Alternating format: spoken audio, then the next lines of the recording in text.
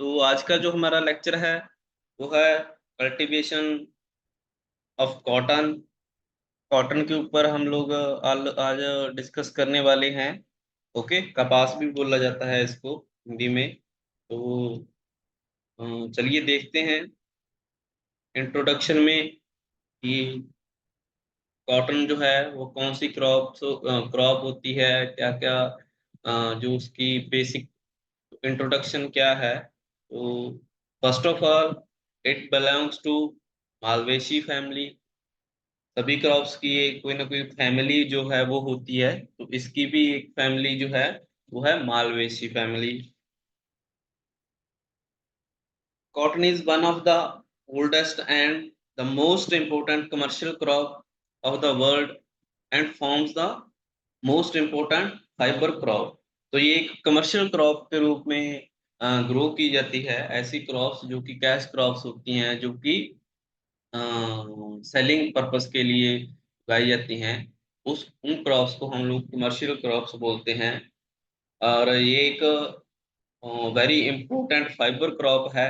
ज्यादातर जो फाइबर है ना, तो इसी से इस क्रॉप से ही बनाया जाता है। Cotton textile industry is the oldest agriculture industry of India. जो टेक्सटाइल इंडस्ट्री थी इंडिया की, तो वो कॉटन टेक्सटाइल इंडस्ट्री थी। ओके, और ये बहुत पुरानी इंडस्ट्री जो है इंडिया की। The fibre obtained from seed is used for variety of purpose। जो कि फाइबर मिलता है इस क्रॉप से, वो बहुत अलग अलग यूज किया जाता है। But major use of fibre is manufacturing of textile which provide clothing to the mankind. बहुत काम आता है इसका जो फाइबर है, लेकिन मेन जो है इसको इससे कपड़े बनाए जाते हैं। ओके, जो प्राइमरी जो यूज है फाइबर क्रॉप का, फाइबर है कॉटन फाइबर का, उससे कपड़े बनाए जाते हैं। ओके, तो और इंट्रोडक्शन में हम लोग क्या देख सकते हैं कि फर्स्ट ऑफ ऑल जो कौन सा जो इसका बोटेनिकल नेम है वो क्या है। ओके, तो जो गॉसिपियम स्पीसीज इसका बोटेनिकल नेम है।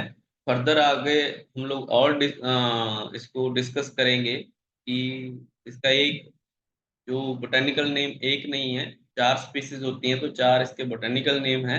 कैसे, वो नेक्स्ट स्लाइड्स में हम लोग डिस्कस करेंगे। ओके, इम्पोर्टेंस की अगर बात करें तो ever since dawn of civilization, cotton served the purpose of providing this need, and even today it dominates despite of production and marketing of many synthetic fibers। पुराने समय से ही इसकी जो इम्पोर्टेंस है वो काफी ज्यादा है। ओके, कॉटन को किंग ऑफ फाइबर्स बोला जाता है, और इसको व्हाइट गोल्ड के नाम से भी जाना जाता है। ओके, तो ये आज से नहीं है, पुराने समय से ही जो ये क्रॉप है वो उगाई जाती है, और काफी इम्पोर्टेंट क्रॉप है और काफी फेमस क्रॉप है। Cotton is also used for several other purposes like making thread. Making thread is one of the most important use. This is the primary use. जो थ्रेड बनाने की प्रोसेस है, यही इसका प्राइमरी यूज है, इसीलिए cotton को उगाया जाता है। ओके, बाकी क्रॉप्स के साथ, बाकी जो फाइबर है उसके साथ मिक्सिंग भी इसकी की जाती है। और क्या यूज है इसका? Extraction of oil from the cotton seed. Cotton seed से ऑयल को भी एक्सट्रैक्ट किया जाता है। जो इसके सीड्स होते हैं, फाइबर का हमने यूज कर लिया, लेकिन जो इसके सीड्स होते हैं ना, उससे भी उसका भी यूज है। उससे हम लोग ऑयल एक्सट्रैक्ट कर सकते हैं। 15 to 25% ऑयल जो है उसमें होता है। अगर 100 kg सीड है, तो 15 से लेके 25 जो kg ऑयल है, हम लोग उससे एक्सट्रैक्ट कर सकते हैं। तो this is the another use of cotton seeds. Cotton seed cake after extraction oil is good organic manure, contains 6.4% nitrogen, 2.9% phosphorus and 2.2% potassium. तो जो कॉटन सीड केक है, मतलब जब ऑयल जो है हमने एक्सट्रैक्ट कर लिया कॉटन सीड से, तो एक साइड तो ऑयल है और दूसरी साइड जो बाकी का पोर्शन बच जाता है ना, उसको ऑयल सीड केक बोलते हैं। ओके, ऑयल सीड केक बोलते हैं। तो उस ऑयल सीड केक का भी हम लोग यूज कर सकते हैं। वो कैसे कर सकते हैं? उसमें हम लोग जो है उसको एज ए मैन्योर यूज कर सकते हैं। ओके, अपनी सॉइल में अप्लाई कर सकते हैं, अपने फील्ड में अप्लाई कर सकते हैं, जिससे कि उसमें नाइट्रोजन होती है, फॉस्फोरस होती है और पोटेशियम होती है। तो इसलिए जो एक्सटर्नल सप्लाई है नाइट्रोजन की, वो करने की जरूरत नहीं है अगर हमारे पास कॉटन ऑयल सीड केक है तो। ओके, क्योंकि ये एक रिच सोर्स है एनपीके का, नाइट्रोजन, फॉस्फोरस और पोटेशियम का। नाइट्रोजन इसमें 6.4% होती है, 2.9% फॉस्फोरस है और 2.2% जो है वो पोटेशियम। चलिए, cotton seed and pulp obtained during oil extraction and cotton meal are good concentrated feed for cattle। तो ये जो ऑयल केक है, इसको हम लोग एज ए मैन्योर भी यूज कर सकते हैं, और अगर चाहें तो इससे कंसंट्रेटेड फीड फॉर कैटल, जो एनिमल्स होते हैं उनकी फीड भी हम लोग बना सकते हैं। ओके, फीड जो है वो भी बनाई जा सकती है इससे। तो this is also one of the most important step that we can get from cotton crop. जो कॉटन के हैं, ये काफी जो प्राइमरी यूज है वो फाइबर बनाया जा सकता है, उसके बाद हम लोग ऑयल एक्सट्रैक्ट कर सकते हैं, और लास्ट में जो है मैन्योर या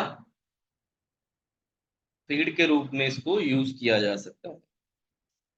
next is origin and history. Origin मतलब कि फर्स्ट जो रिपोर्टिंग है इसकी कहाँ से हुई है, कौन से एरिया से हुई है, मतलब फर्स्टली जो कि कौन सी कंट्री में इसको उगाया गया था, है ना।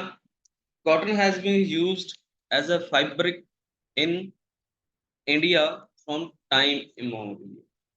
तो जो कॉटन की क्रॉप है, ये बहुत पुरानी क्रॉप है। ये इंडिया में स्टार्टिंग से ही इंडिया में उगाई जाती है। It has been cultivated in the Indus valley for more than 5,000 years before. तो जो 5,000 साल पहले इसको इंडिया में उगाया जाता है, उगाया जाता था।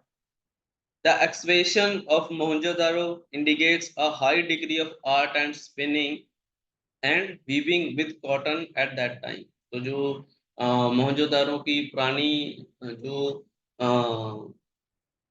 चीजें हैं, उनमें जो कॉटन की स्पिनिंग होती है ना, कॉटन से बनाई गई चीजें जो है वो मिलती हैं। तो इससे हमें पता चलता है कि जो कॉटन क्रॉप है वो उस समय से ही लगाई जाती थी। India appears to have been the center of an important cotton industry as an early 1500 BC। The cultivation of cotton spread from India to Egypt and then to Spain and Italy।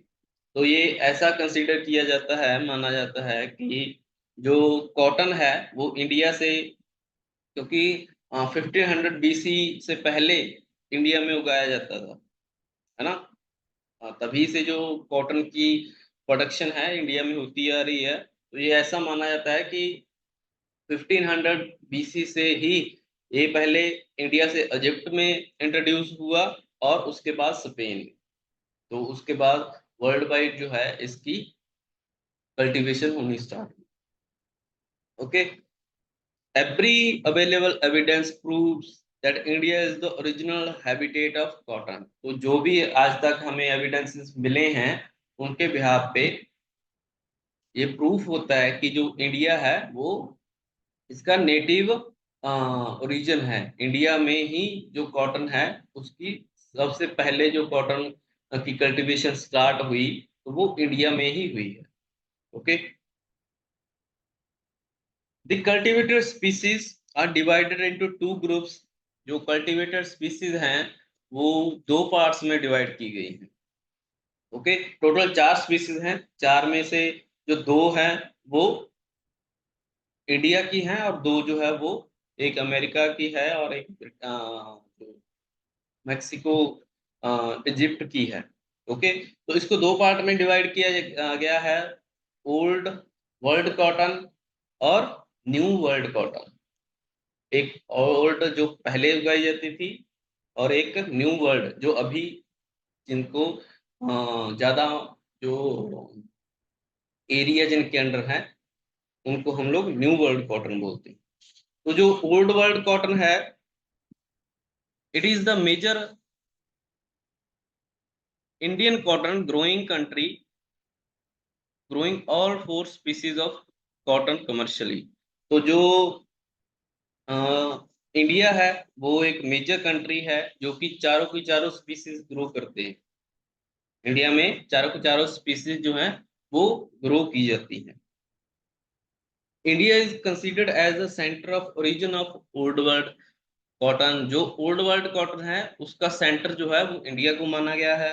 And believed that two species, ये दो species जो हैं, arboreum and herbaceum, belonging to old world cotton have spread along the commercial routes to several countries in the east and also to the northern countries like Africa, to Egypt and other Mediterranean region through trade and business।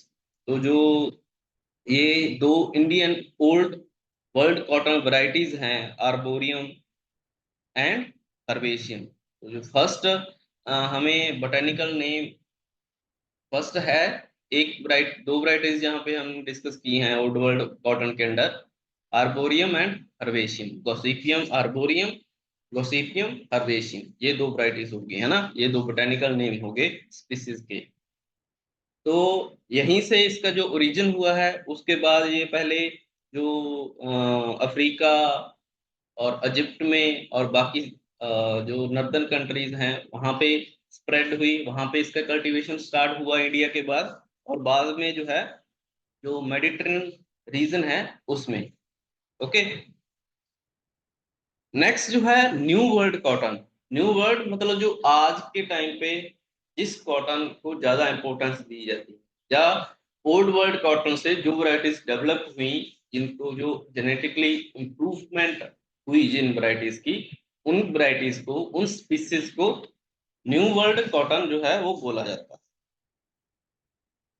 Cotton belonging to species barbadense are derived from a perennial cotton, a native of Peru called tangents। तो जो old world cotton से एक new variety बनी, यहाँ पे new species बनी जो है गोसिपियम बारबाडेंस। ओके, और इसका नेटिव जो है वो माना गया पेरू, जिनको टेंजिन्स बोला जाता है।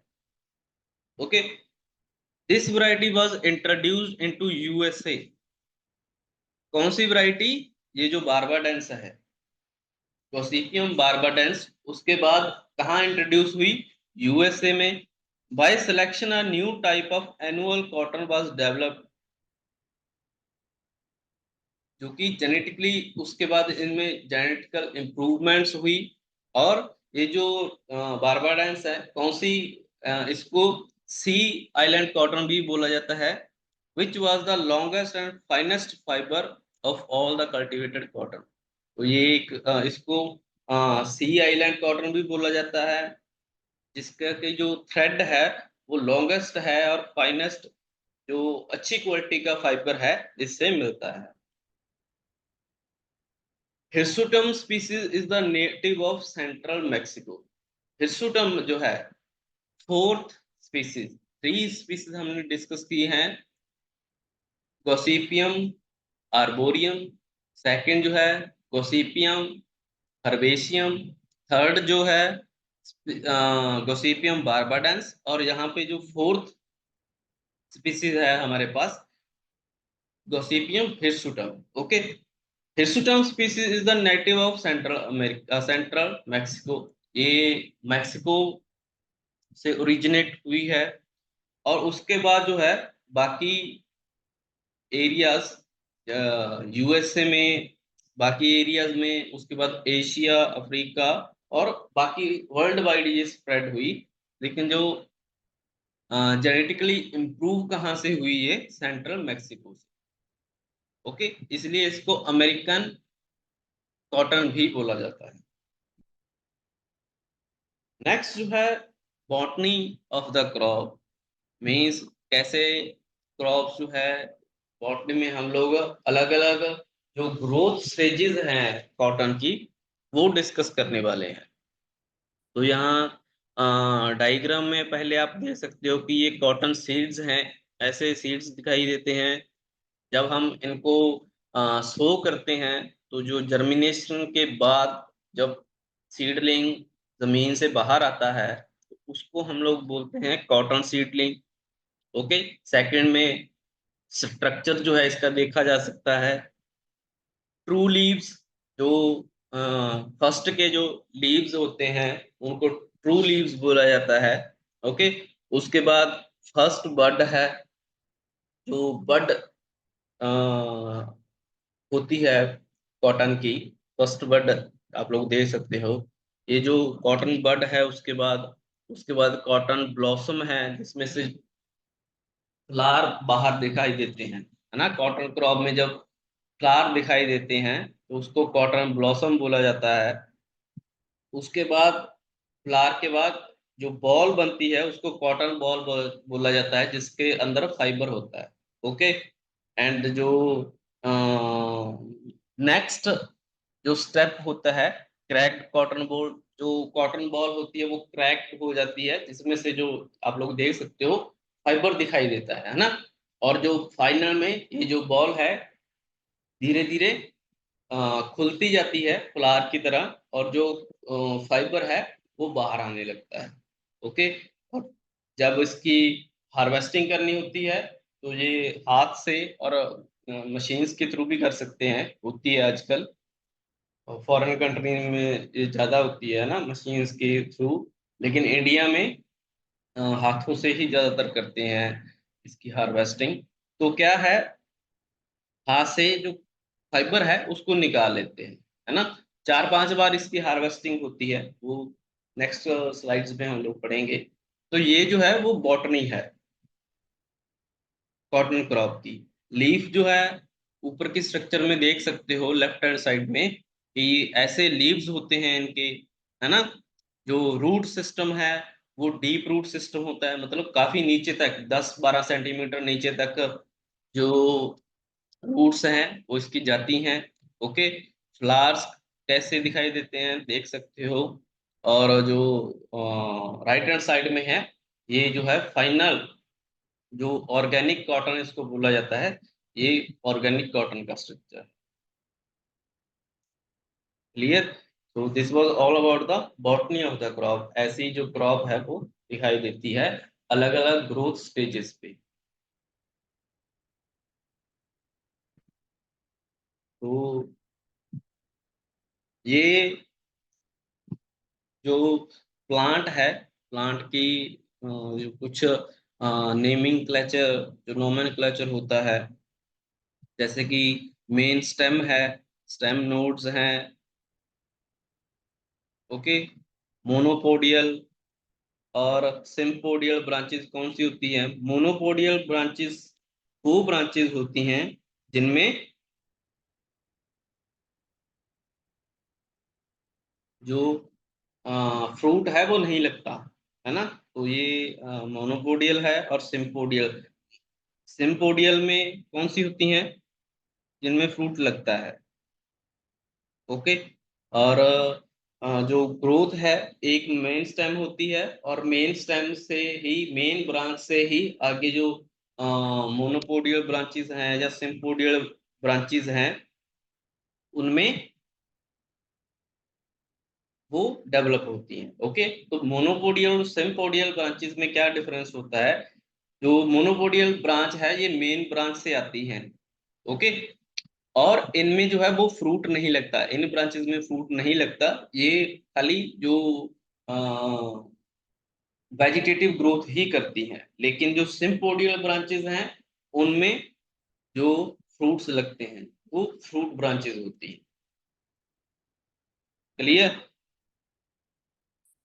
Next is area and distribution. Area और डिस्ट्रीब्यूशन की बात करें तो जो कॉटन है वो ऑलमोस्ट 34.5 हेक्टेयर एरिया पे उगाई जाती है with a production of 54.5 million ton. The important cotton growing countries कौन कौन सी हैं? जो कॉटन ग्रोइंग कंट्रीज हैं, जो first 10 eight cotton growing countries like India है, यूएसए, रशिया, चाइना है, ब्राजील है, इजिप्ट है, पाकिस्तान है, टर्की, मैक्सिको एंड सूडान। ये जो मोस्ट प्राइम कंट्रीज हैं जिसमें कि जो कॉटन क्रॉप है as a major commercial crop इसको ग्रो किया जाता है। 85% टोटल प्रोडक्शन जो है वो इन फर्स्ट 10 जो कंट्रीज हैं, ये इनलिस्टेड कंट्रीज जो हैं यहाँ से होती है 85% total production. Based on soil climate and types of cotton, the country is divided into 6 cotton growing tracts. India में अलग अलग जो सॉइल के बिहाफ पे या बेस्ड अपॉन क्लाइमेट या टाइप्स ऑफ कॉटन, कौन सा कॉटन, चार हमारे पास स्पीसीज है, कौन सी उगाई जाती है, तो उसके बिहाफ पे जो इंडिया को 6 पार्ट्स में डिवाइड किया गया है। 6 ट्रैक्ट्स में इंडिया को डिवाइड किया गया है। फर्स्ट जो है वो है northern hirsutum arboreum region. Northern जो स्टेट्स हैं जिसमें कि हिर्सुटम और आर्बोरियम स्पीसीज जो है वो लगाई जाती हैं, comprises of Punjab, western UP, Delhi, Haryana and north west Rajasthan. The most important cotton growing and potential region. तो ये जो नॉर्दर्न इंडिया है ये एक इम्पोर्टेंट कॉटन ग्रोइंग रीजन है। More than 90% area in this zone is irrigated. तो जो 90% एरिया इरिगेटेड एरिया है। Two species of cotton hirsutum and arboreum are grown in this region. तो जो नॉर्दर्न इंडिया है इसमें दो स्पीसीज जो है कॉटन की वो ग्रो की जाती हैं, हिर्सुटम और arboreum. At present 60% of the total cotton acreage consists of hirsutum varieties, and growing of arboreum has assumed secondary importance। जैसा कि आप लोगों को पता है कि यहाँ पे अलूवियल सॉइल है नॉर्थ इंडिया में, है ना। ईस्ट ईस्ट इंडिया में रेड सॉइल ज्यादा है, साउथ में जो है ब्लैक सॉइल है ना।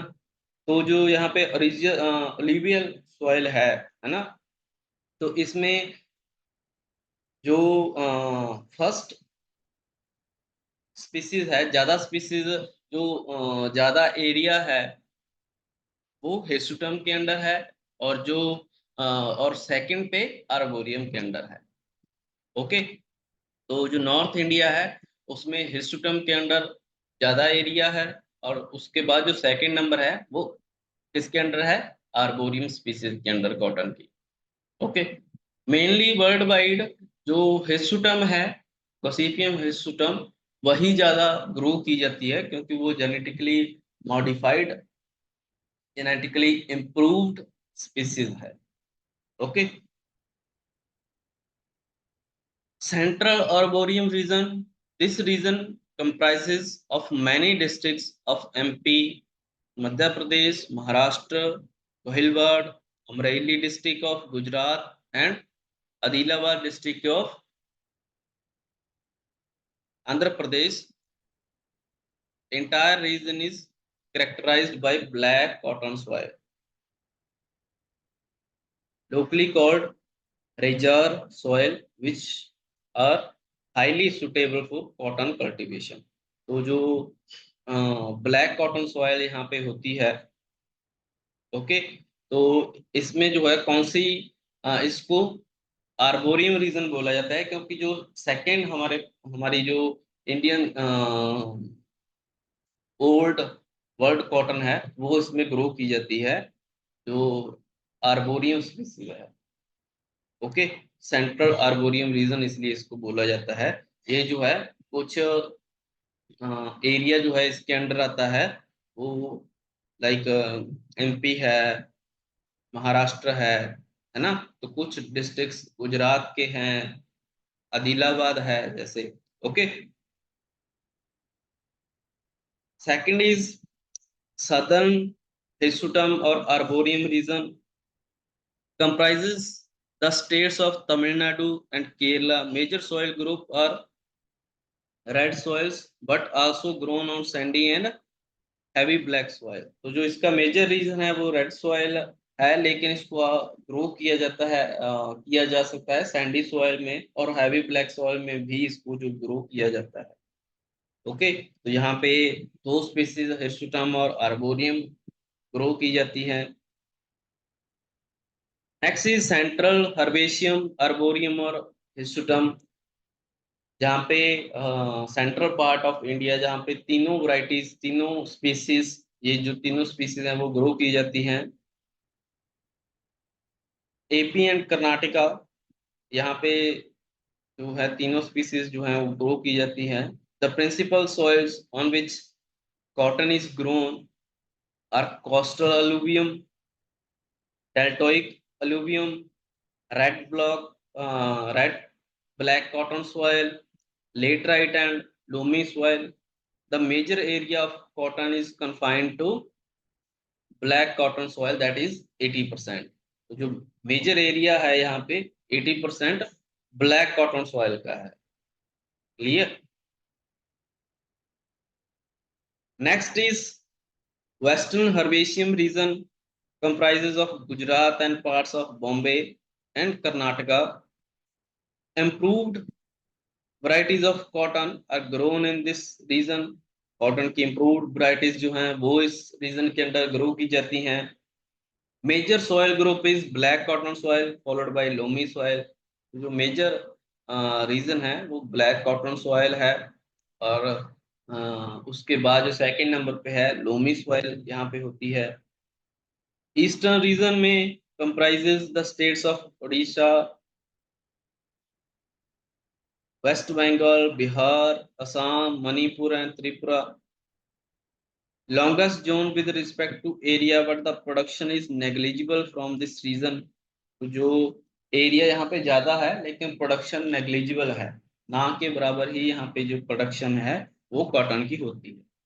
Okay, next is the predominant species cultivated. तो जो हिर्सुटम है, हिर्सुटम ये अमेरिकन कॉटन है, जो कि जेनेटिकल इम्प्रूवमेंट्स के बाद बनाया गया है, इसको डेवलप हुई है ये। तो जो 90% एरिया है वो गॉसिपियम हिर्सुटम के ही अंडर आता है। मतलब 90%, अगर हमारे पास 100 एकड़ जमीन है तो 90 एकड़ पे गॉसिपियम हिर्सुटम जो स्पीसीज है उसको ग्रो किया जाता है। नेक्स्ट इज गॉसिपियम आर्बोरियम है, 5% एरिया।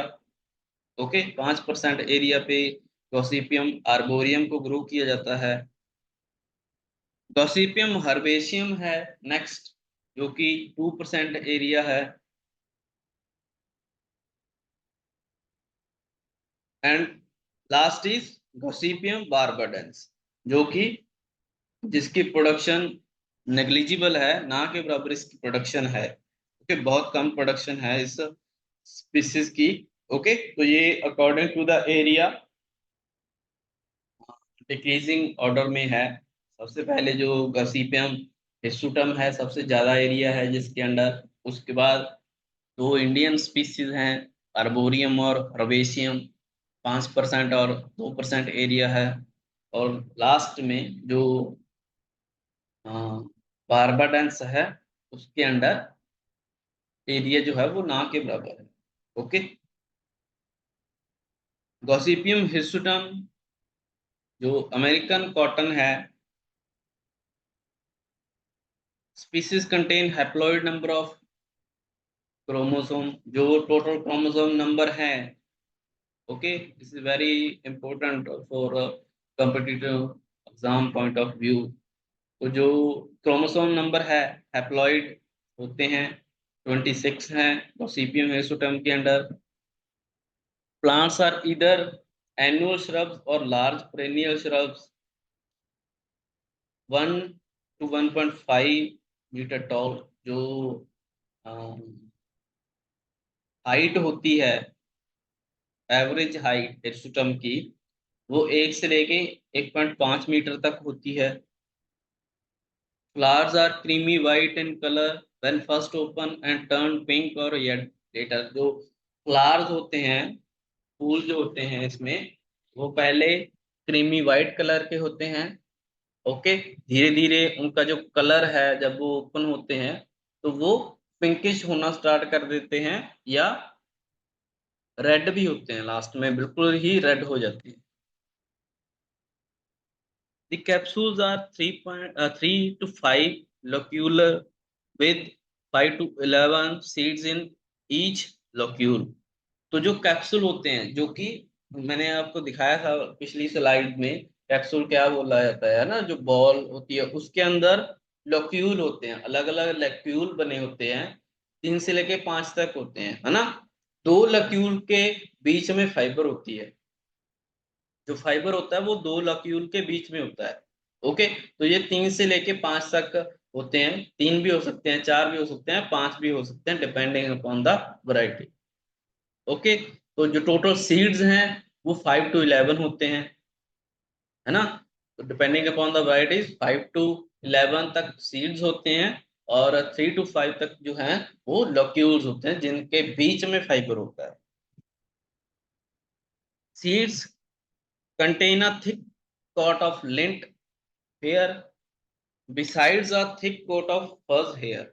तो जो सीड है उसमें एक थिक लेयर होती है लिंट की, और लिंट की एयर होती है, और जो लिंट हेयर होते हैं उनकी जो कोटिंग होती है एक, और फज जो है होते हैं, फज हेयर भी होते हैं उसमें। Clear. Fibre is medium course and length varies from 27 to 30 mm। जो लेंथ है फाइबर की वो 27 से लेके 30 mm तक होती है इसमें।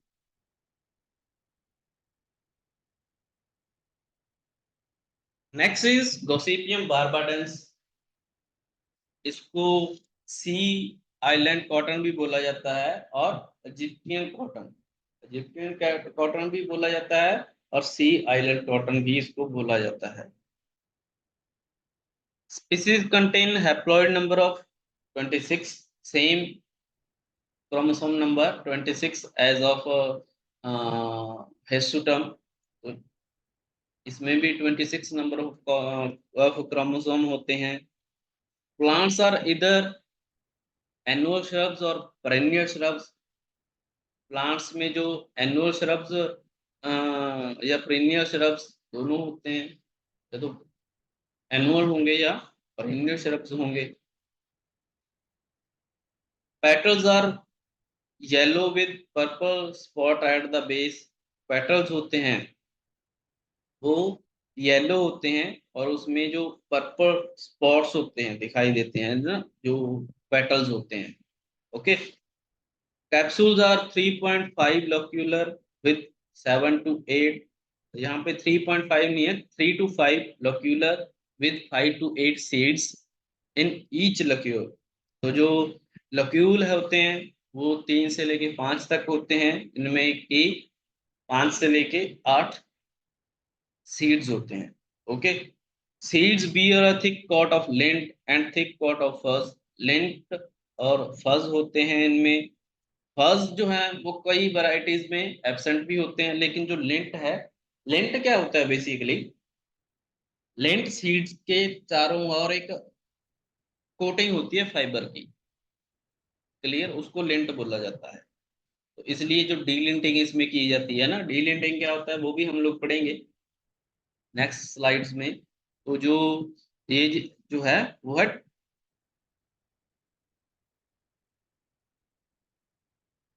जो लिंट है वो तो होती है सम स्पीसीज में, सम वैरायटीज में। फर्स्ट जो है ये भी कोटिंग, ये भी एक कोटिंग होती है, तो ये एब्सेंट भी हो सकती है, प्रेजेंट भी हो सकती है। Fibre is fine and extra long, ranging to half inch to 2 inch. Okay, जो फाइबर है वो फाइन होती है, ज्यादा लंबी होती है, आधे से लेके 2 इंच तक।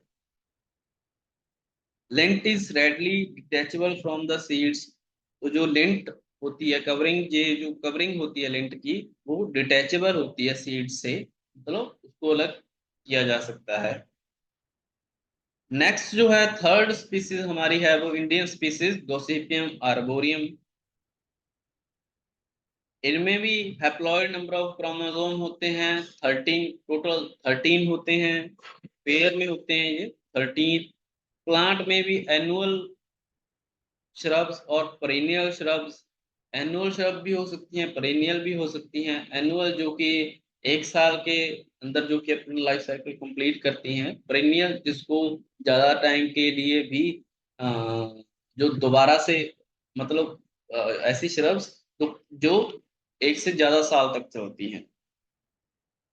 Capsules are tapering with prominent oil glands. Capsule में जो ऑयल ग्लैंड्स होते हैं in pits, and are 3 to 4 locular with 6 to 17 seed in each locule. तो जहाँ पे सीड जो हैं वो ज्यादा होते हैं इनमें, लक्यूल जो है वो 3 से 4 तक होते हैं, जो सीड्स हैं वो 6 to 17 तक होते हैं, 6 से लेके 17 तक जो सीड्स हैं वो वेरी करते हैं लक्यूल के अंदर। Seeds are usually covered with 2 coats of hair. ये जो सीड्स हैं वो 2 coats, हेयर की 2 कोट के अंदर कवर होते हैं, एक लेंट होती है और एक फर्स। Fibre is coarse and short and length varies from half inch to 7/8 inch. Okay, half inch से लेके 7.7/8 इंच तक ये जो लेंथ है फाइबर की वो वेरी करती है इसमें। गॉसिपियम हर्बेशियम,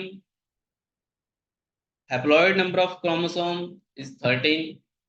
जो इंडियन स्पीसीज हैं उनमें क्रोमोसोम नंबर 13 है, और जो बाहर की दोनों स्पीसीज है उनमें क्रोमोसोम नंबर जो है वो 26 होता है। सारी जो है ये हैप्लॉइड होती हैं। प्लांट्स जो हैं सब श्रब्स होते हैं। Capsules are brown with provided with beak, smooth surface और with shallow pits with oil। जो कैप्सूल्स होते हैं वो ब्राउन होते हैं, ओके, और जो सरफेस है स्मूथ होता है, जैसे कि जो ऑयल पिट्स होते हैं। The capsules are 3 to 4 locular. 3 से 4 लक्यूल होते हैं, 8 to 10 सीड्स होते हैं इनमें, हर एक लक्यूल में। Seeds are covered with 2 coats of hair. यहाँ पे भी जो कवरिंग है उसमें लेंथ की और फर्स की दोनों की कवरिंग होती है इसमें भी। Fibre is coarse and short with length length.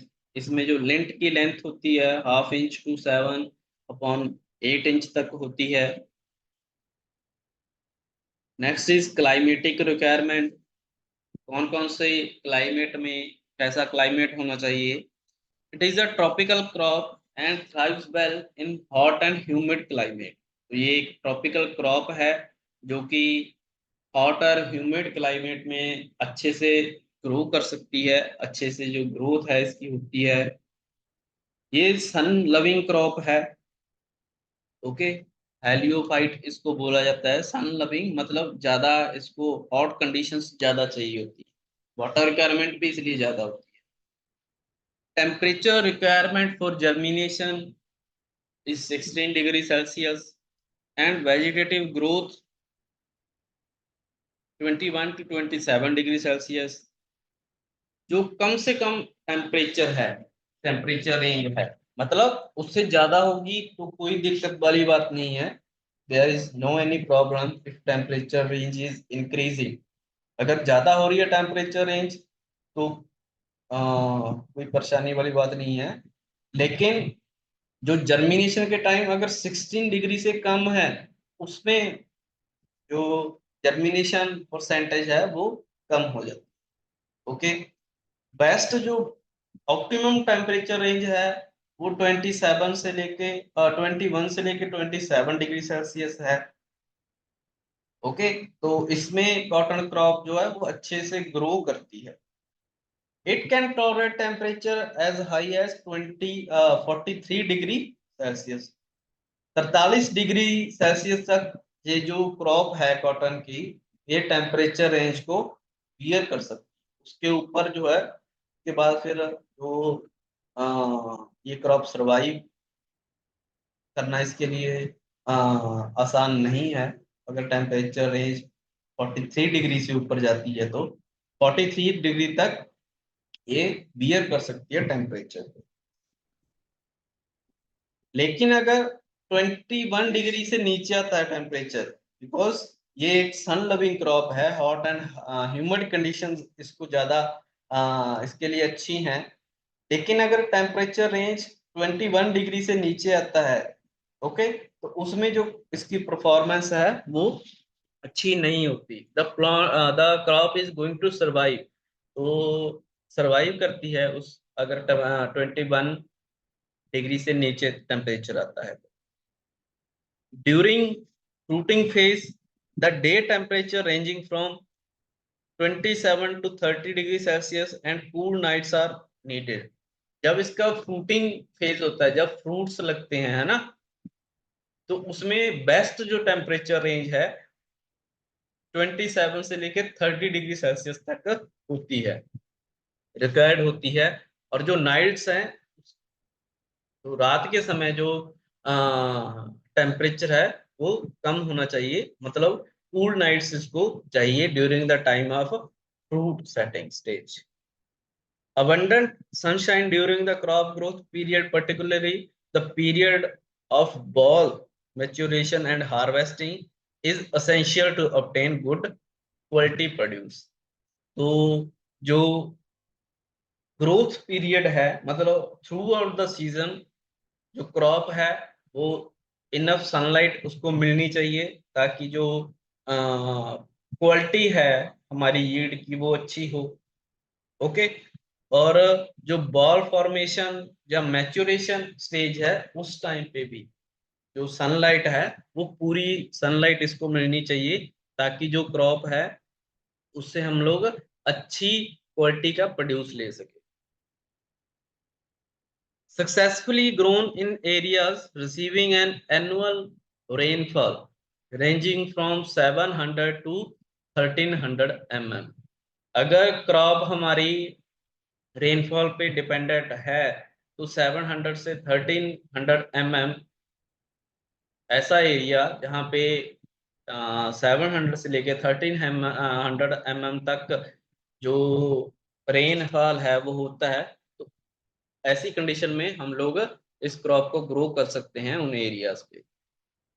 If during the fruiting period heavy showers of rain occurs or heavy irrigation is applied, shedding of the flowers and young bulbs results।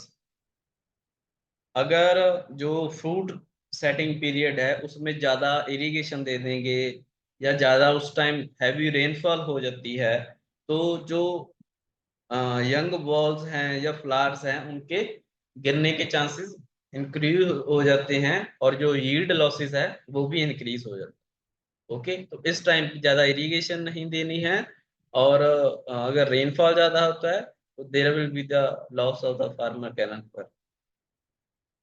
Eight harvesting also high rainfall is not desirable since it is not only affects the quality of land but also delays harvesting and makes the harvesting difficult।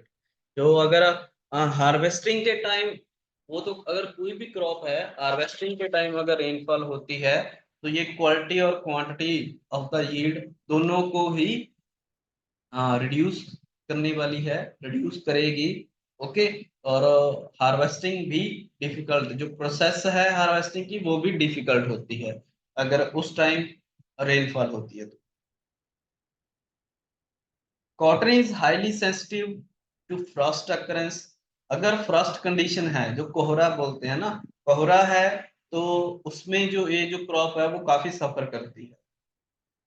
Even for short period, frost will result in killing of plant cells and severe frost situation, death of entire plant can occur। अगर ज्यादा कोहरा होता है, अगर थोड़े time के लिए है तो प्लांट के कुछ सेल्स को इफेक्ट जरूर करेगा, लेकिन अगर ज्यादा टाइम के लिए है तो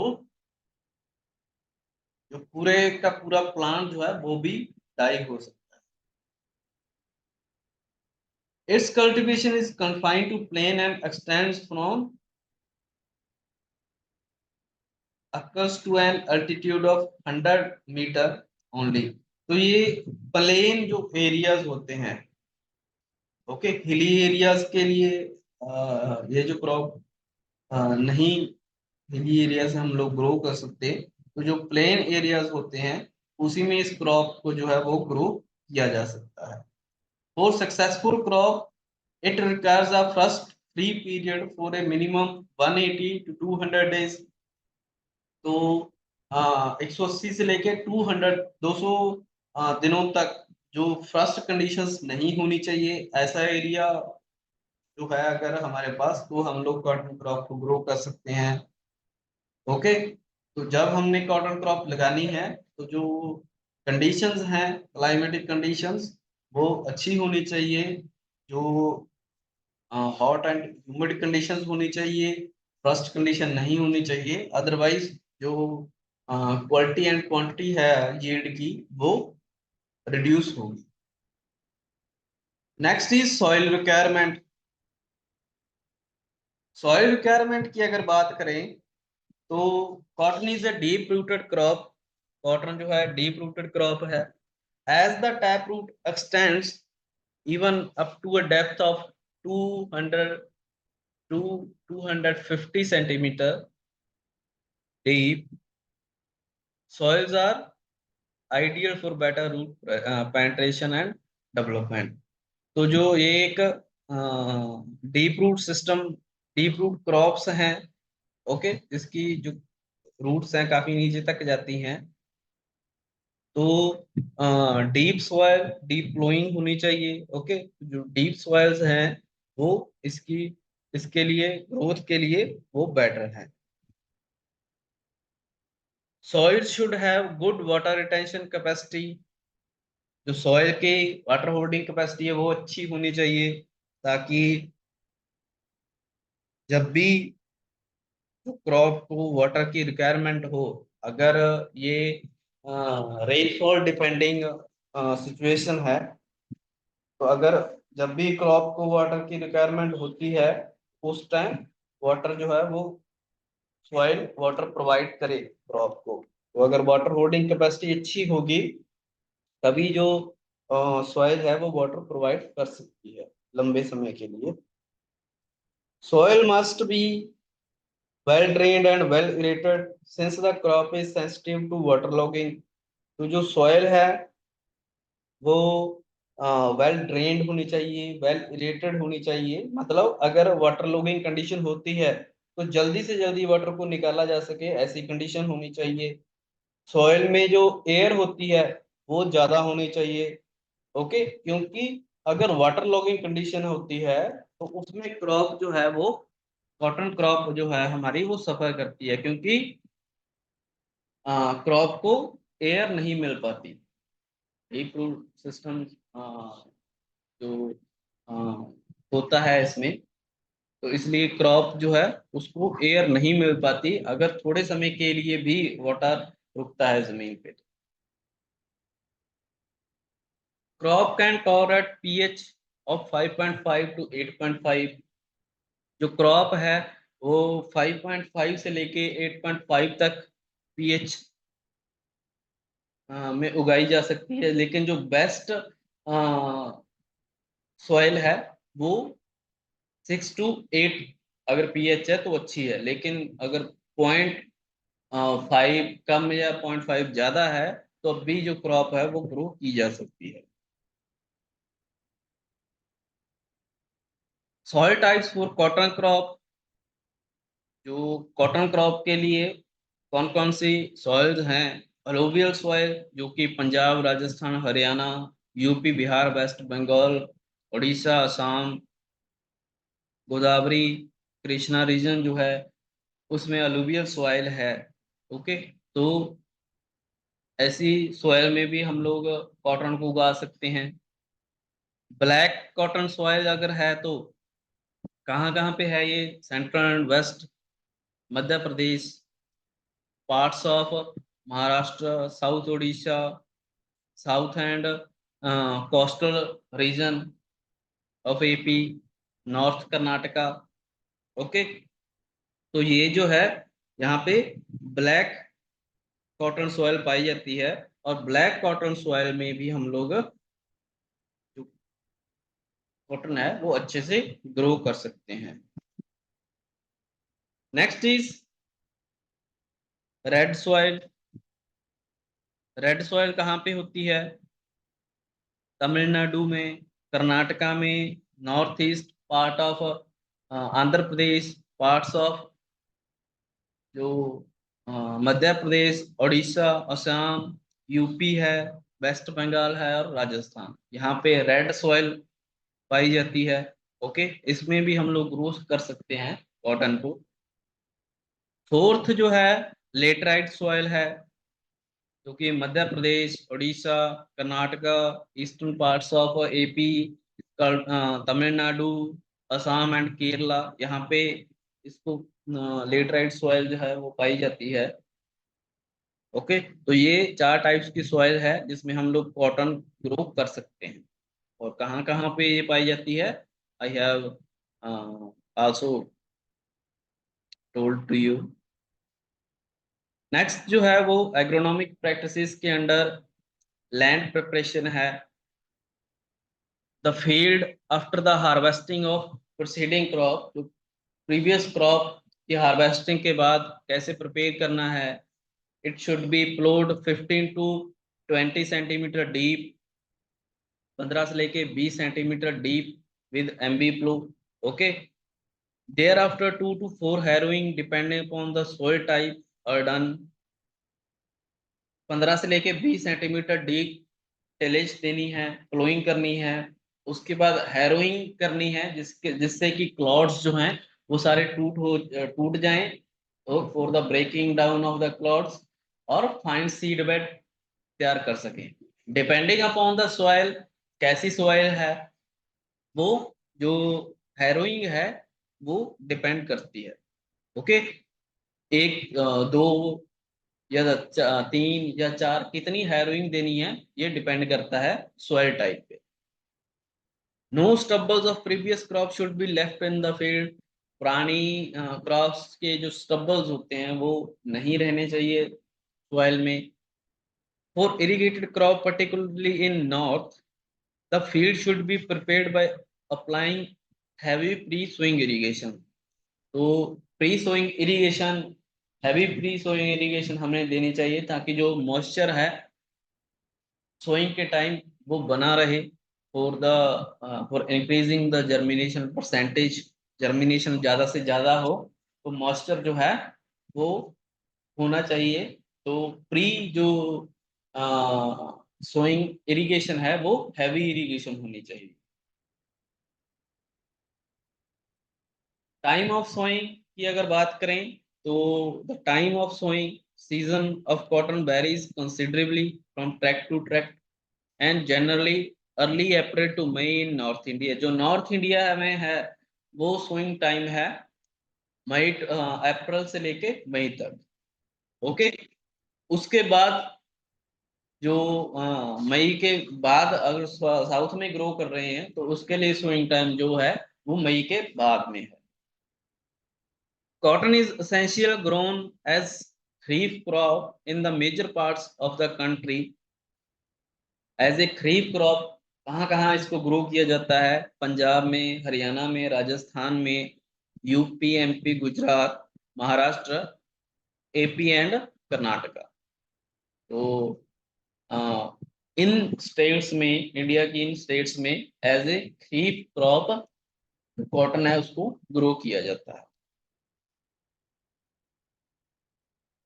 इन दिस एरियाज इरिगेटेड क्रॉप, जो अगर इरिगेटेड क्रॉप है उसको मार्च टू मई, अगर रेन फेड क्रॉप है जून से जुलाई इसकी सोइंग होनी चाहिए।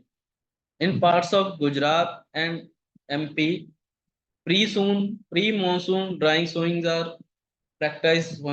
जो मॉनसून से पहले ग्रो किया जाता है, जो कि मई के एंड और जून के स्टार्टिंग में होती है। Tamil Nadu irrigated and rain fade sowing is done in September to October and summer sowing in February और मार्च। जो इरिगेटेड या रेन फेड एरिया है तमिलनाडु में, उसमें सितंबर या अक्टूबर में सोइंग की जाती है। ओके। और समर सोइंग जो है वो फरवरी मार्च में की जाती है। Andhra Pradesh northern region June to July, northern region Andhra Pradesh के जून टू जुलाई में इसमें इसकी सोइंग होती है। और जो सेंट्रल रीजन है उसमें अगस्त सितंबर में सोइंग होती है कॉटन की। ओके। जो हाइब्रिड कॉटन है उसकी ईस्टर्न रीजन में जुलाई अगस्त में होती है। और अगर इसकी जो राइस के बाद अगर हम लगाते हैं तो दिसंबर जनवरी में इसकी सोइंग जो होती है वो दिसंबर जनवरी में होती है। अगर हम लोग जो सीरियल में राइस और कॉटन लगाते हैं। ओके। सीड रेट की अगर बात करें तो सीड रेट डिपेंडिंग ये जो डिपेंड करता है वो सोइंग मेथड पे डिपेंड करता है और वैरायटी पे डिपेंड करता है। क्लियर? हाई यील्डिंग वैरायटीज जो हैं उसमें 10 to 15 kg पर हेक्टेयर चाहिए। जो हाइब्रिड वैरायटीज हैं उसमें 2.5 to 3 kg per hectare seed जो है वो चाहिए। ओके। तो ये डिपेंड करता है हाई यील्डिंग वैरायटी में 10 से लेके 15 kg पर हेक्टेयर, और जो हाइब्रिड वैरायटीज हैं 2.5 to 3.0 kg per hectare. Spacing की अगर बात करें तो डिपेंडिंग अपॉन द वैरायटीज अलग अलग हमारे पास यहाँ पे स्पेसिंग है। ओके। क्योंकि कुछ वैरायटीज जो हैं वो ज़्यादा स्पेस लेती हैं तो उसके लिए स्पेसिंग ज़्यादा चाहिए। कुछ हैं वो कम लेती हैं, हाइट ज़्यादा है। ओके। सो स्ट्रेट वैरायटीज जो हैं 45 to 60 row to row distance और 15 centimetre plant to plant distance अगर रेन फेड है एरिया। 90 से लेके 120 रो टू रो और 45 से लेके 60 centimetre plant to plant distance चाहिए अगर इरिगेटेड है crop. For hybrid varieties 90 to 150 centimetre row to row distance और 45 to 60 centimetre plant to plant distance चाहिए। Method of sowing seed drilling method हम लोग यूज कर सकते हैं। Behind the plough dibbling method हम लोग यूज कर सकते हैं। ओके। हाइब्रिड्स के लिए डिबलिंग मेथड यूज किया जाता है। तो ये हमारे पास दो मेथड ऑफ सोइंग्स हैं कॉटन में। जो डेप्थ होती है 4 to 6 सेंटीमीटर होती है, जहाँ पे हमने सीड को प्लेस करना है 4 से लेके 6 सेंटीमीटर अंडर द सॉइल हमने इसको प्लेस करना है। नंबर ऑफ सीडलिंग्स पर हिल, जो हाइब्रिड वैरायटीज हैं वो दो हैं। ओके, जो हाइब्रिड वैरायटीज होती हैं उनमें जो सीडलिंग्स होते हैं वो दो होते हैं पर हिल, और जो हाइब्रिड वैरायटीज हैं उसमें एक। Clear. Next is seed treatment. Seed treatment में जो है डीलिंटिंग, डीलिंटिंग वेरी इंपॉर्टेंट प्रोसेस है कॉटन में, क्योंकि डीलिंटिंग अगर नहीं करते तो जो प्लांट है वो ग्रो नहीं करता, जो जर्मिनेशन है वही नहीं होती तो प्लांट ग्रो कहाँ से करेगा, है ना। तो जो डीलिंटिंग है वो एक इम्पोर्टेंट प्रोसेस है। डीलिंटिंग अभी करते कैसे हैं? बेसिकली जो डीलिंटिंग है वो एक प्रोसेस होती है जिसमें कि जो लिंट पड़ा था ना हमने, लिंट और फज, तो उसको रिमूव, साइड में से उस कवरिंग को रिमूव करने की प्रोसेस को डीलिंटिंग बोला जाता है। Clear. Delinting is the process of removal of fuzz from the seed coat in cotton. Fuzz को रिमूव करने की प्रोसेस को डीलिंटिंग बोला जाता है, या लिंट को। कैसे करते हैं? Take 1 kg of the cotton seeds in a plastic bucket. तो जो बाल्टी होती है प्लास्टिक की, उसमें 1 kg सीड को लिया जाता है जिसके के ऊपर फज है, जिसको कि हमने, जिसकी डीलिंटिंग करनी है। Add concentrated H2SO4 at the rate of 100 ml per kg of seed. तो 1 किलो सीड में 100 ml H2SO4 सल्फ्यूरिक एसिड हमने लेना है। While additions, it should be constant stirring by using wooden stick for 2 to 3 minutes to facilitate uniform coverage and better treatment effect। तो 2 से 3 minute तक हमने add करने के बाद उसको एक जो रॉड है, वुडन रॉड जो है, तो उसको कंटिन्यूसली हिलाते रहना है ताकि जो 100% result we can get from that process, तो ताकि अच्छा रिजल्ट हमें मिले और जो रिमूवल है वो अच्छी तरह हो सके। After 3 minutes all seeds will turn into coffee brown in colour. तो जो 3 मिनट्स के बाद सारे सीड्स जो हैं वो कॉफी ब्राउन कलर में कलर शो करना स्टार्ट कर देते हैं। Okay. Wash the seeds immediately for 4 to 5 times with cold water until the acid nature of the seed is removed। तो जो 4 और 4-5 मिनट के बाद जब ये ब्राउन हो, कंप्लीट हो जाए, ब्राउन कलर आ जाए सीड के ऊपर, तो उसको इमीडिएटली ठंडे पानी से हमने उनको वॉश करना है ताकि जो ये जो H2SO4 है वो डैमेज ना कर सके हमारे सीड को। ओके, कवरिंग ऑलरेडी जो सीड है उसकी हट चुकी है, लेकिन अगर ज्यादा टाइम के लिए H2SO4 में ये सीड रहेगा तो सीड जो है वो भी डैमेज हो सकता है। तो 4 और 5 मिनट के बाद इसको वॉश करना है immediately. Care should be taken while washing, the improper washing will affect the viability of the seed. तो वॉशिंग जो है ठंडे पानी से वो अच्छी तरह करनी है। अगर वॉशिंग अच्छी तरह से नहीं होती तो जो सीड की वायबिलिटी है, मतलब जो जर्मिनेशन है सीड की, वो इफेक्ट हो। After thorough washing, the entire seed should be placed in water in 1:10 to remove the floaters। तो 1:10 में हम के रेशो में 1:10 के रेशो में हमने जो सीड्स हैं उनको वाटर में भिगो कर रखना है ताकि जो बाकी फ्लोटर्स जो हैं वो ऊपर आ जाएं और सीड्स जो हैं वो अच्छे से अलग हो सके, है ना, क्लीनिंग के लिए। For complete removal of acid, seeds can be dipped in 0.5% CaCl2 solution, calcium chloride solution for 10 to 15 minutes। तो जो एसिड है कंप्लीटली रिमूव करने के लिए उसको 0.5% कैल्शियम कार्बोनेट, कैल्शियम क्लोराइड में हम लोग डिप करके रख सकते हैं 10 to 15 मिनट्स के लिए। The sinker seeds can be used for sowing purpose। तो जो क्लीनिंग के बाद हम लोग जो सीड्स हैं उनको यूज कर सकते हैं सोइंग के लिए।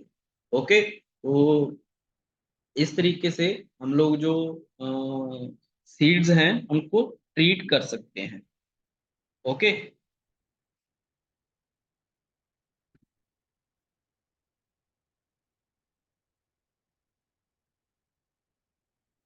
सिंकर सीड्स कौन से होते हैं? सिंकर सीड्स जो नीचे बैठ जाते हैं वो वाले seeds. Clear? For large scale delinting of cotton, cotton delinting machine can be used। अगर ज्यादा है तो कॉटन जो डीलिंटिंग मशीन है उसका यूज किया जा सकता है।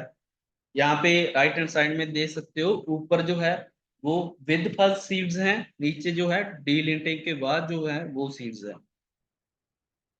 Delinting can be done mechanically in the cotton kin or chemically, or the seed is rubbed with mud or a mixture of earth and fresh cow dung। जो डीलिंटिंग की प्रोसेस है वो मैकेनिकली भी की जा सकती है। केमिकली कैसे होती है वो मैंने बता दिया आपको। मैकेनिकली इसके लिए कॉटन जिन आती है। ओके, जिन और जिन मशीन आती है उसमें भी जो जिनिंग है वो कर सकते हैं। Okay, by this treatment the fuzz on the each individual seed become faster on the seed itself and the seed is no longer cling to each other। तो ये जो फज होती है इसको अलग हमने करना है, चाहे हम केमिकली करें चाहे मैकेनिकली करें। ओके, और उसके बाद जो है सोइंग जो है वो की जाती है। In order to control the seed borne disease the seed is treated with 0.01% streptomycin और oxy tetramycin and with 0.1% systemic fungicide like carboxin or betabex solution for 6 to 8 hours। The treated seeds should be dried in a shade before sowing। वो जो fungal disease है उनसे treat उनसे seed को बचाने के लिए जो हमारे पास फंगीसाइड्स हैं उनसे जो ट्रीटमेंट है वो करना चाहिए ताकि जो फंगल डिजीज है वो फर्दर ना प्लांट्स में आए। नेक्स्ट जो है gap filling and thinning. Gap filling क्या होती है कि एक लाइन में हम काफी सीड्स शो करते हैं ना, तो ऐसा जरूरी नहीं है कि हमने तो उतने ही गैप पे सीड डाले हैं, तो ऐसा जरूरी नहीं है कि हर एक सीड जर्मिनेट हो, है ना। तो ऐसा भी होता है 2-3 सीड्स नहीं भी जर्मिनेट होते, अगर हमने 10 सीड्स लगाए हैं तो ये जो सीड्स जर्मिनेट नहीं होते यहाँ पे जो है वो गैप बना रह जाता है। और जो फाइनल इसका जो लॉस है वो फार्मर को ये होता है कि इस इन हमारा जो एरिया है वो भी कवर हो गया, लेकिन जो यील्ड है हमारी वो कम है क्योंकि वहां पे जर्मिनेशन नहीं हुई। तो उसमें क्या होता है कि जर्मिनेशन अगर नहीं हुई तो उस एरिया पे हम लोग ट्रांसप्लांट कर देते हैं। मतलब ट्रांसप्लांट मतलब एक नर्सरी तैयार करते हैं, नर्सरी से सीडलिंग को 10 दिनों के बाद, क्योंकि 10 दिन तक हमें पता चल जाता है कि कहाँ जर्मिनेशन हुई है कहाँ नहीं हुई। तो 10 दिन के बाद हम लोग वहां से सीडलिंग, नर्सरी से सीडलिंग ट्रांसप्लांट कर देते हैं जहां पे जर्मिनेशन नहीं हुई। तो इससे जो यील्ड है ना उस पर इफेक्ट नहीं पड़ता, तो यील्ड हमारी ज्यादा होती है। ओके, तो इसको गैप फिलिंग बोलते हैं। थिनिंग क्या होती है? अगर ज्यादा जर्मिनेशन हो गई, 2-3 प्लांट साथ में जर्मिनेट हो गए, तो उन वहां से प्लांट को निकालने की प्रोसेस को थिनिंग बोलते हैं। To maintain optimum population gap filling is done with the same stock of seed which was used at the time of sowing. तो जब हमने सोइंग की थी तो कुछ एक्स्ट्रा एरिया भी हमने सो किया था ताकि जो ट्रांसप्लांटिंग कर सके। Wherever seed has not germinated to fill the gaps, the water soaked seed are dabbled. तो जो वाटर सोक्ड सीड हैं, ओके, उनको डिबलिंग के थ्रू हम लोग वहां पे लगा सकते हैं, so as to have quick germin emergence, or seedling are raised in polythene bags at the time of sowing, and these are used for gap filling. तो ये जो सीड्स हैं वो पॉलीथीन बैग्स में हम लोग लगा सकते हैं या कैसे भी लगा सकते हैं, ताकि बाद में जो 10 दिनों के बाद हम लोग गैप फिलिंग है वो आसानी से कर सके। तो uniform growth of the crop, thinning should be done with in 3 days, 3 weeks after sowing, by removing the excess seedling that are weak, diseased or damaged, and retaining robust and strong plants. तो ऐसे seeds जो कि week हैं या जिनमें disease है या damage हो चुके हैं, ऐसे सीड्स को निकालने की प्रोसेस को थिनिंग बोला जाता है। The main objective is to maintain optimum plant population per unit area. तो जो मेन एम होता है थिनिंग का, जो सीडलिंग्स निकालने का जो मेन हमारा यहाँ पे मोटिव है वो ये है कि जो प्लांट पर जो पॉपुलेशन है पर एरिया प्लांट्स की वो यूनिफॉर्म रहे। Next is manure and fertiliser, 15 to 20 tonne farm yard manure per hectare at last ploughing. तो जो हमने लास्ट फ्लोइंग की है during the time of field preparation, हमने 15 to 20 tonne farm yard manure apply करनी है, ओके। और potassium at basal dose, nitrogen and potassium in 3 splits at 30, 60 and 90 days। जो सारी की सारी फॉस्फोरस है वो हमने स्टार्टिंग में डालनी है, लेकिन जो नाइट्रोजन है और पोटेशियम है उसको 3 डोजेज में डालना है, एक 30 days पे, दूसरा 60 पे और तीसरा 90 days after sowing. Top dressing fertilizer should be placed at 7 to 10 centimeter away from the plant with a depth 7 to 10 centimeter. For the irrigated crop, provide irrigation soon after application of fertilizer। जैसे ही fertiliser application दी हमने, तो जो irrigated crops में जो irrigation है वो just immediate after the application हमने देनी होती है। ये जो कुछ रिकमेंडेड डोज ऑफ फर्टिलाइजर्स हैं, लाइक रेनफेड एरिया में जो देसी कॉटन है उसमें 40 kg पर हेक्टेयर नाइट्रोजन चाहिए, 20 kg फास्फोरस और 20 kg पोटेशियम चाहिए। रेनफेड एरिया के अंदर जो अमेरिकन कॉटन है 60:30 kg NPK चाहिए। हाइब्रिड कॉटन में 90:45 NPK चाहिए। और इरिगेटेड एरिया में अगर बात करें तो जो अमेरिकन कॉटन है उसमें 120 kg नाइट्रोजन, 60 kg फास्फोरस और 60 kg ही पोटेशियम चाहिए, ओके। और लास्ट जो है हाइब्रिड कॉटन, इरिगेटेड एरिया में अगर हमने लगाई है तो उसमें 150 kg नाइट्रोजन हमने अप्लाई करना है, 75 kg phosphorus we have to give it to, और पोटेशियम जो है वो भी 75 kg। तो ये मैन्योर एंड फर्टिलाइजर्स हमने जो अप्लाई करने हैं। वाटर मैनेजमेंट की अगर बात करें, cotton is a drought tolerant crop due to its deep root system. तो जो डीप रूट सिस्टम है इसमें, ये एक ड्रॉट टॉलरेंट क्रॉप है, क्योंकि अगर ऊपर वाटर अप्लाई नहीं भी किया इतना, तो जो डीप रूट सिस्टम होने के कारण ये जो अपना वाटर है वो सॉइल से ले सकती हैं, क्योंकि डीप रूट क्रॉप्स हैं, है ना। Water requirement for the crop is 700 to 1300 mm। पानी की रिक्वायरमेंट है 700 से लेके 1300 मीटर मिलीमीटर है। Cotton can not tolerate excess moisture in the soil and so frequent irrigation is not necessary. तो जो कॉटन है जैसे कि वाटर लॉगिंग कंडीशंस में नहीं चाहिए, स्टार्टिंग में ही मैंने बताया है। तो अगर ज्यादा एक्सेस मॉइस्चर है सॉइल में, ज्यादा वाटर है तो मॉइस्चर भी ज्यादा होगा, तो जो ज्यादा मॉइस्चर अगर है उसमें ये क्रॉप ग्रो नहीं कर सकते। ओके, तो इस क्रॉप को ज्यादा मॉइस्चर नहीं चाहिए। Interval between two irrigation depends on the soil type, rainfall and other later climatic factors.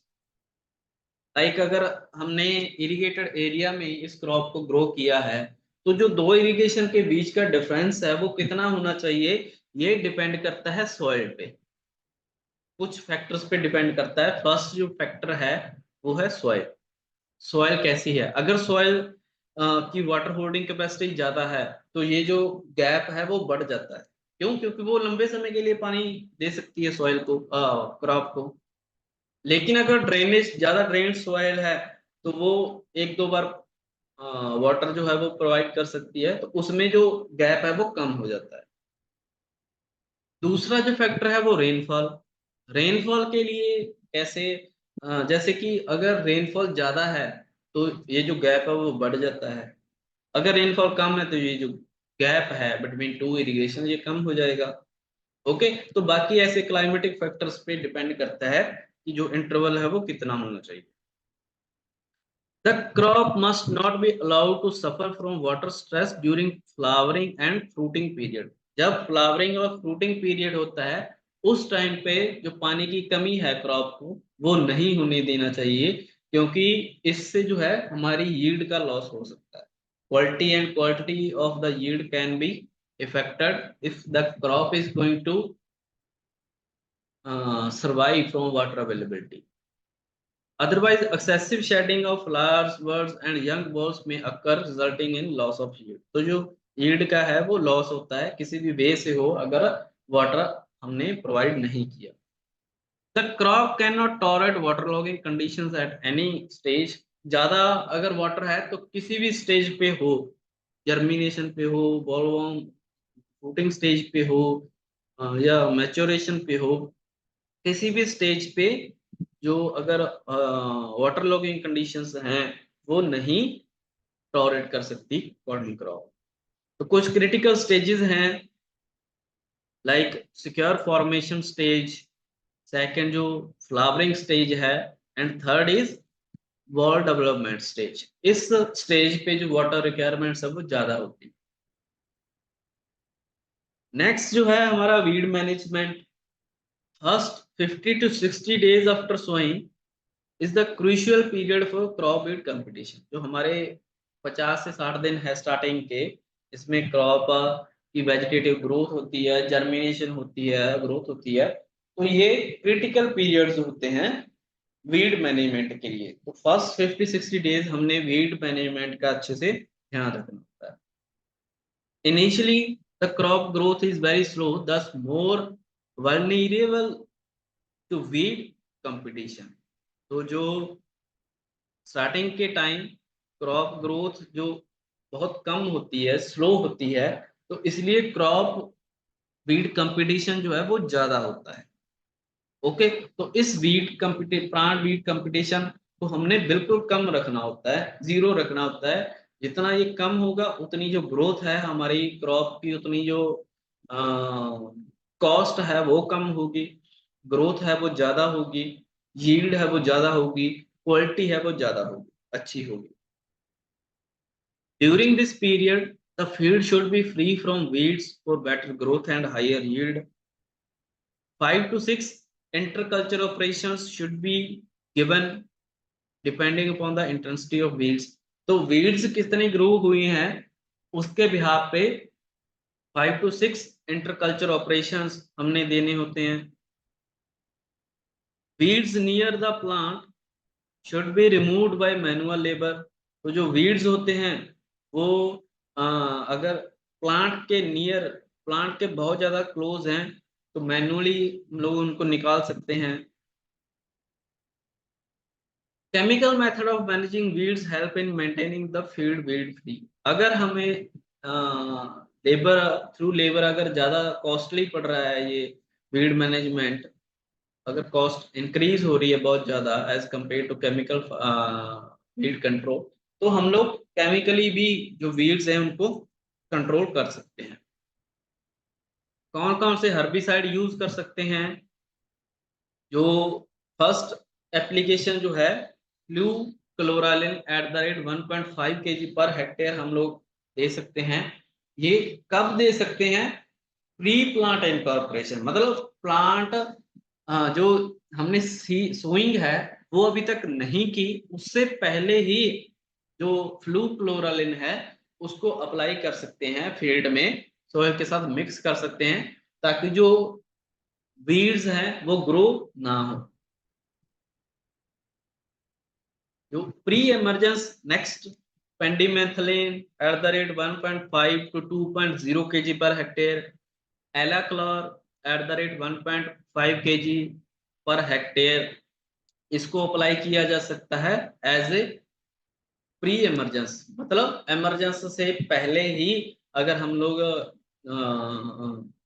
मतलब सोइंग के बाद, क्रॉप की सोइंग के बाद और वीड की इमरजेंस के पहले अगर हम उसको रोकना चाहते हैं, तो ये जो पेंडिमेथिलिन है या एलाक्लोर है इसको अप्लाई करना पड़ेगा as a pre emergence herbicide.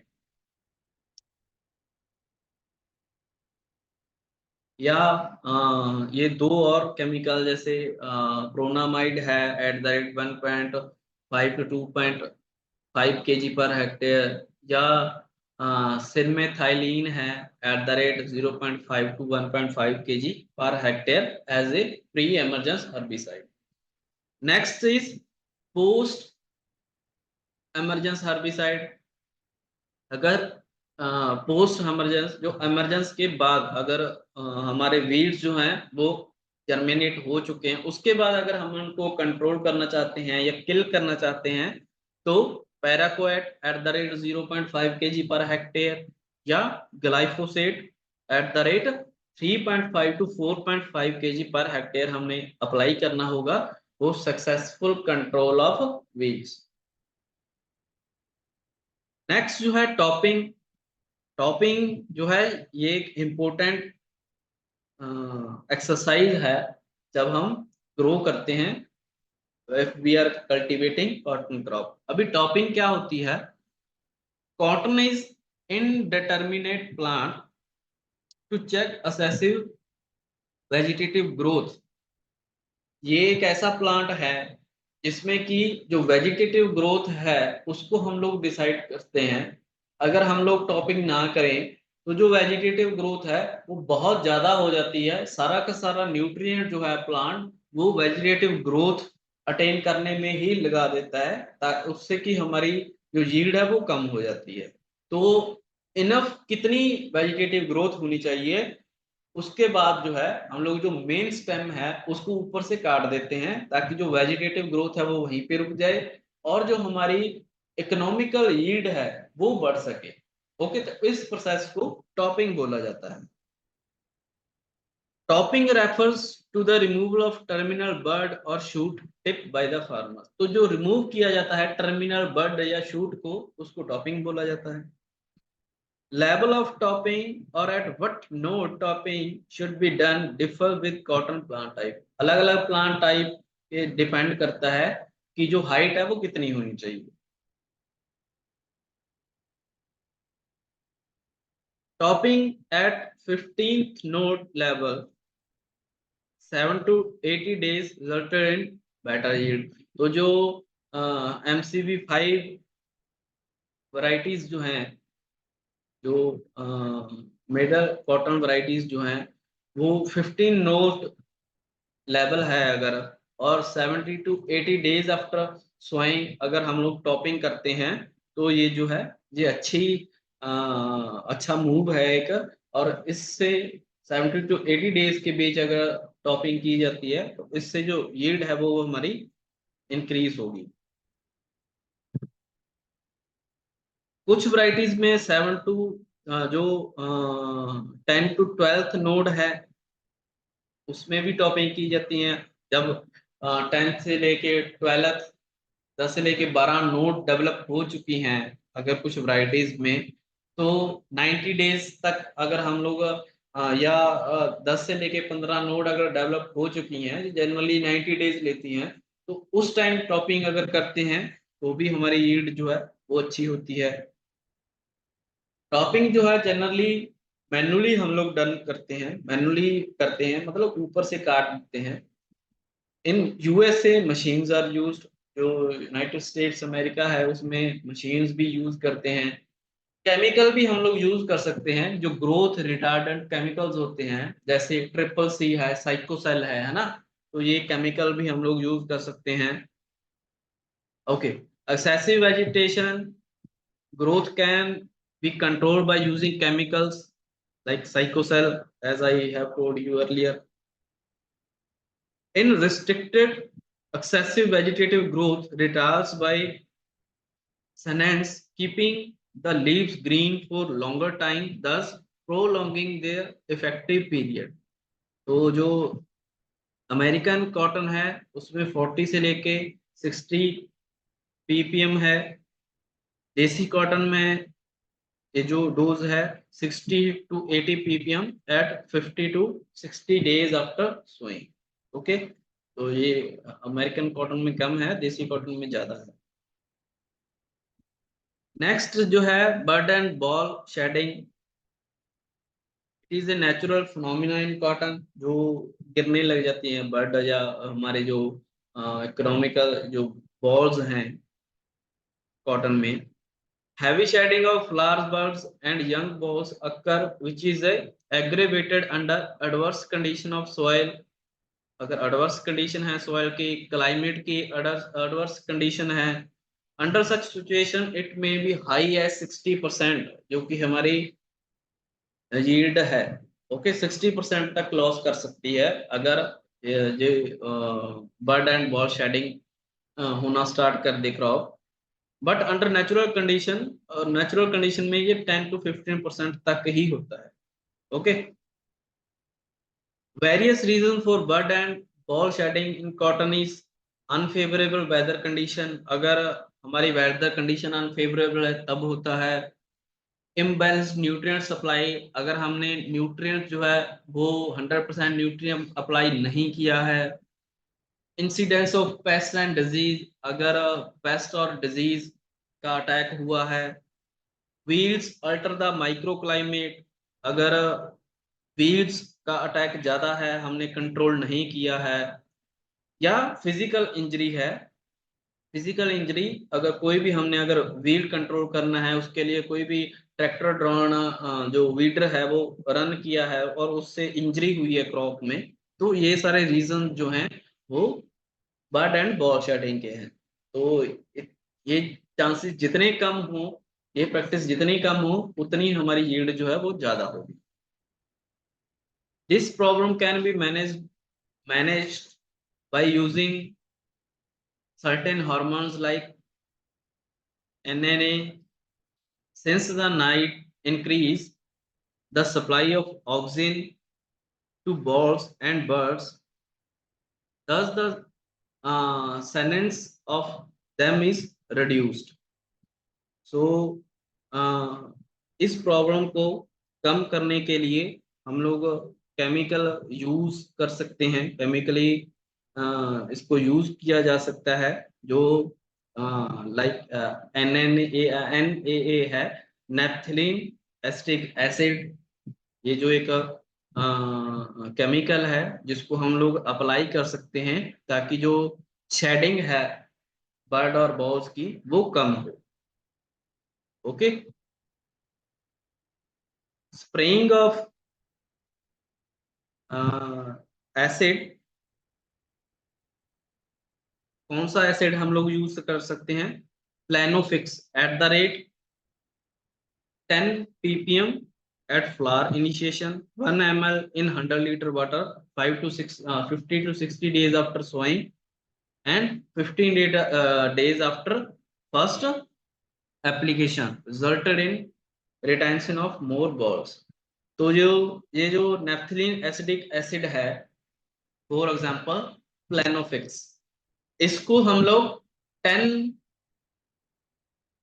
Parts पर million eight the rate 10 ppm eight the rate जो फ्लावर इनिशिएशन होती है जब, ओके, 100 लीटर वाटर में 1 ml हम लोग अप्लाई करेंगे, तो उसके बाद स्प्रे करेंगे 5 to 60 डेज आफ्टर सोइंग, और जो फर्स्ट एप्लीकेशन के 15 days after first application resulted in retention of more balls। 50 to 60 days after sowing हम लोग इसको अप्लाई करेंगे, और 15 दिन के बाद जो रिटेंशन है, मतलब जो शेडिंग है वो कम हो जाती है, रिटेंशन जो है बर्ड की वो बढ़ जाती है, ओके, इस एसिड से, planofix. Last is harvesting. Harvesting usually commences in the month of November and extends to March। जो हार्वेस्टिंग है वो जनरली नवंबर, अक्टूबर नवंबर में की जाती है, ओके, लेकिन depending upon the sowing time ये एक्सटेंड करती है मार्च तक, डिफरेंट जो हमारी स्टेट्स हैं उसमें। Harvesting is done usually bye manual labour, that is hand picking the cotton from the open matured balls. तो हैंड पिकिंग हम लोग करते हैं इंडिया में, जनरली यही जो हार्वेस्टिंग का मेथड है, okay, labour by manual labour. Machines का भी यूज किया जाता है, यूएसए जैसी कंट्रीज में मशीन्स भी ड्यू टू लेबर कॉस्ट वहां पे मशीन्स जो है वो यूज की जाती हैं। Since cotton is indeterminate type, flowering occurs in number of flushes. Hence, all the balls do not mature at a time, and balls come to maturing at an interval of 2 to 4 weeks। तो ये एक indeterminate type की crop है जिसमें कि सारी की सारी यील्ड एक ही टाइम पे नहीं पकती, ओके। तो जो स्टार्टिंग से जो बनते हैं बॉल्स वो पहले मैच्योर हो जाते हैं, बाद में जिन बॉल्स की फॉर्मेशन होती है वो बाद में मैच्योर होते हैं, ओके।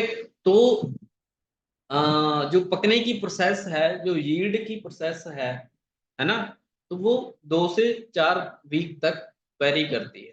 चलो 2 वीक, अभी अगर पकना स्टार्ट हुई है तो 1 मंथ तक जो क्रॉप है वो अलग अलग स्टेजेस पे हम लोग उसकी हार्वेस्टिंग कर सकते हैं। 4 से 5 harvesting the crop is required. Harvesting is done in 4 to 5 pickings as and one balls are fully matured। तो जब बॉल्स फुली मेच्योर हो जाती हैं तब हम जो हार्वेस्टिंग है वो कर सकते हैं। तो 4 से 5 हार्वेस्टिंग जो है वो चाहिए होती है कॉटन क्रॉप में, okay. Precaution must be taken to maintain the quality and at the time of picking. कौन कौन सी प्रिकॉशंस जो हैं वो हमने लेनी है। Picking needs good experience. जो पिक कर रहा है, जो हार्वेस्टिंग कर रहा है, जो भी आदमी, तो उसको थोड़ी सी केयर ये रखनी पड़ती है कि जो हमारा कॉटन है वो एक ही बार में सारा का सारा कॉटन जो है वो रिमूव कर लिया जाए बॉल में से, क्रैक्ड बॉल में से। अगर बार बार करते हैं तो जो मिक्सिंग है कॉटन की, जो कपास बोलते हैं ना उसको, कपास की जो मिक्सिंग है वो कम हो। अगर मिक्सिंग ज्यादा होती है, अगर फॉरेन मटेरियल ज्यादा ऐड होता है तो उससे क्वालिटी डिक्रीज होती है, जो सेलिंग प्राइस है फिर वो भी डिक्रीज हो जाता है, okay. Produce from each picking should be dried separately and stored separately. हर एक बार की हार्वेस्टिंग में जो भी हमने प्रोड्यूस निकाला है उसको जो ड्राई करना है सेपरेटली और सेपरेटली स्टोर करना है। अलग अलग हार्वेस्टिंग का प्रोड्यूस अलग अलग ड्राई करना है, अलग अलग स्टोर करना है। Cotton from all pickings should not be mixed since they vary in the quality। सारी पिकिंग का जो कॉटन है वो एक जगह मिक्स नहीं करना चाहिए, क्योंकि जो फर्स्ट इरिगेशन, जो फर्स्ट हार्वेस्टिंग का कॉटन है उसकी क्वालिटी सुपीरियर होती है, लेकिन धीरे धीरे नेक्स्ट में ये क्वालिटी डाउन आ जाती है, थर्ड में ये क्वालिटी और नीचे आएगी। ओके, तो डिपेंडिंग अपॉन द क्वालिटी, तो ये हमें अलग अलग रखना है। कपास should not be contaminated with foreign material like leaf bits, trash, soil particles at the time of picking and shedding। तो जो हमारी यील्ड है, जो कपास है, वो कंटेमिनेट नहीं होनी चाहिए फॉरेन मटेरियल से। While picking, weather conditions must be taken into account। जब हमने हार्वेस्टिंग करनी है तो जो वेदर कंडीशन है वो अच्छे से ध्यान रखना चाहिए उनका। Usually pickings are done in the early hours of the day. तो जो स्टार्टिंग जो हमने हार्वेस्टिंग करनी है, तो सुबह सुबह जितनी हो सके उतनी सुबह सुबह हमने जो हार्वेस्टिंग है वो अपनी कंप्लीट करनी है। As the day advances the fruit boll becomes brittle due to sun, and while picking they easily collapse and contaminate। तो जो जैसे जैसे सनलाइट ज्यादा आती है, जो कंटेमिनेशन के चांसेस है वो बढ़ जाते हैं। Picking must commence after cessation of dew fall. तो जो पिकिंग है हमने सुबह सुबह करनी होती है, ताकि जो क्वालिटी है वो बनी रहे। Cotton of early picking are of superior quality. जैसा मैंने कि पहले बताया है कि जैसे जैसे हम लोग जैसे फर्स्ट हार्वेस्टिंग की है उसमें क्वालिटी बहुत अच्छी होगी, सेकंड में और थर्ड में फोर्थ में ऐसे ऐसे क्वालिटी जो है वो रिड्यूस हो जाती है। Okay,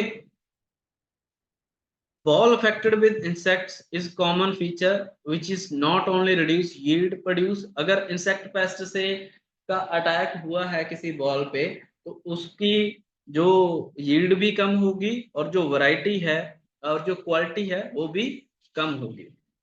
last is yield. तो generally the dry land crop अगर है तो उसकी यील्ड 10 से 15 क्विंटल पर हेक्टेयर होती है। इरिगेटेड क्रॉप्स में ये यील्ड बढ़ जाती है, 25 से 30 क्विंटल पर हेक्टेयर होती है। हाइब्रिड में जो यील्ड है वो कॉटन की 35 टू 40 क्विंटल पर हेक्टेयर है। ओके, यील्ड एट्रीब्यूट्स की अगर बात करें तो जो नंबर ऑफ प्लांट्स पर यूनिट एरिया अगर ज्यादा है तो इससे यील्ड ज्यादा होगी। नंबर ऑफ बॉल्स पर प्लांट अगर ज्यादा है तो भी हमारी यील्ड ज्यादा होगी। जो सीड्स पर बॉल हैं, अगर सीड्स ज्यादा हैं तो भी हमारी जो यील्ड है वो ज्यादा होगी।